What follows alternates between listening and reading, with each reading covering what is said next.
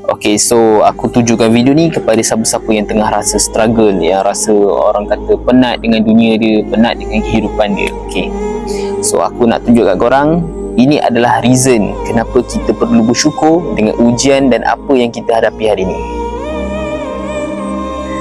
This one, ini adalah tanah kubur yang mana kita semua umum tahu inilah tempat kita nanti, tempat kita untuk beristirahat ataupun kita diseksa. So, apa yang kita alami dekat dunia ni adalah sekecil-kecil ujian dan kita masih ada pilihan untuk bangkit ataupun pilihan untuk menyerah. Tetapi mereka yang ada di sini dah tak ada pilihan tu. Diorang dah tak ada option ataupun opportunity untuk nak bangkit, untuk nak ubah balik apa yang pernah diorang buat ketika mana masih hidup. So, kepada mereka yang masih lagi tengah struggle, yang masih lagi tak tahu macam mana untuk bertahan, so apa yang aku boleh cakap dekat sini, just move on dan bersyukurlah dalam kehidupan masing-masing. Ujian tu tetap akan ada, semua orang akan ada ujian dia, tapi macam mana you handle ujian, itulah yang menentukan apa pengakhiran dia.